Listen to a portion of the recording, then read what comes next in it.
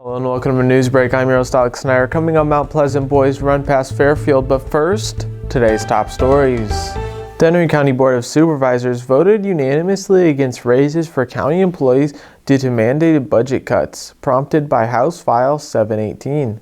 The decision aims to reduce property tax levies from $4.83 to $3.50 per $1,000 taxable valuation by 2029. Supervisor Greg Mueller emphasized financial constraints, citing difficult times as a reason to not approve raises. The motion led to discussions about potential personnel cuts and concerns about employee morale. Mueller also expressed concerns about fraudulent time cards, suggesting inaccurate reporting of hours worked. Supervisor Chad White expressed a willingness to investigate and address the issue, creating tension during the meeting. Washington County Supervisors, in a 4-1 vote, decided that renovations for the county's engineer's office must align with other facility upgrades, even if it exceeds the $4.1 million ARPA funds. Orchard Hill's changes total around $3.385 million, with additional improvements at the McCready building. Building a new engineer's office could cost at least $802,000, excluding courthouse renovations. While there's concerns about cost overruns, supervisors aim to coordinate projects, exploring funding alternatives. The vote passed with a caveat for potential separate phases based on funding constraints. We're going to take a quick break. When we come back, we'll take a look at your weather. At the Capper Auto Group, we put our customers' needs first and understand that everyone is as different as the vehicle they select. We offer new Ford, Chevrolet, Buick, GMC, Jeep, Chrysler, Dodge, and Ram vehicles in a friendly environment that puts you in the driver's seat. When it comes to service, we maintain factory-trained technicians and competitive pricing. The Capper Auto Group still believes that service after the sale provides the best customer experience. Come see the Capper experience for yourself. You know, it's not a question of what all you have and so on with your life. It's who is in your life and how much you care for them and how much they care for you. And Tammy definitely cares. Federation Bank is a locally owned bank providing award-winning customer service.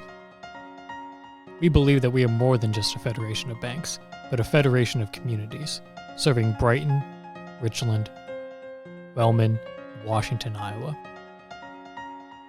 Federation Bank's highly skilled staff is here to make sure you are able to accomplish your personal and professional goals, whatever they may be. Federation Bank, your family bank. I met Tammy about 20 years ago when her daughter was in Special Olympics and I was coaching. Told me that she was into doing senior benefits. We became even closer friends. She cares about everybody, especially the seniors. So call her. Hello and welcome back to Newsbreak. Coming up, your 5-day forecast, but first, obituaries. Helen Maxine Duvall of Washington passed away on January 3rd at the age of 93. Graveside services will be held at Mount Moriah Cemetery at 1 p.m. January 9th. Mary Ruth Case of Washington passed away on January 2nd at the age of 102. Memorial services will be held at 6:30 p.m. January 14th at the United Presbyterian Home. Amber Leigh Cook Wilson of Fairfield passed away on January 3rd at the age of 42. A memorial service will begin at 2 p.m. January 10th at the Cranston Funeral Home. Arino Ren Rosette of Kyoto passed away on January 2nd at the age of 67. Funeral services will be held at 5 p.m. January 11th at Benner Funeral Home. That was your obituaries. Now it's time for your 5-day forecast. Today brings the development of snow with a high of 36. On Tuesday, snow is likely and it will be mostly windy with a high of 34. Moving on to Wednesday, the weather transitions to mostly cloudy with a chance of snow late in the day. Expect a high of 26. As we approach Thursday, there's a continued chance of snow with a high of 22. Wrapping up the forecast, Friday maintains a chance of snow with a high of 23 degrees. We're going to take another quick break. When we come back, we'll take a look at your sports. In the heart of rural Iowa, where community matters most, the connections we make are made to last. Meet KCTC, your hometown internet, phone, and TV provider. At KCTC, we're not just about technology, we're about people. Our dedicated team are your neighbors, committed to bringing you top-tier services right where you live. we believe in giving back to the community that raised us. Experience the power of a real connection with KCTC. Join us in building a stronger, more connected Southeast Iowa.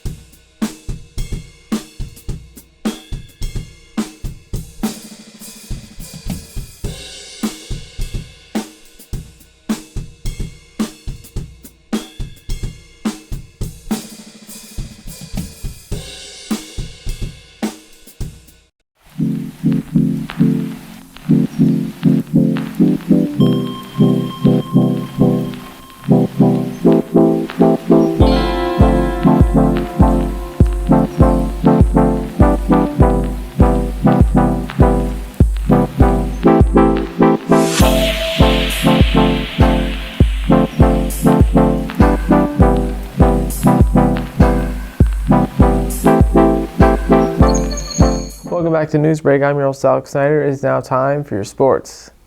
In their first meeting on the basketball court, Washington and Burlington engaged in a back-and-forth single-digit battle for the opening 16 minutes. However, the tide turned in Burlington's favor during the lopsided third quarter, securing a 72-58 victory on the Grayhounds. Washington drops to a 4-6 season record and a 2-3 in the SEC standings.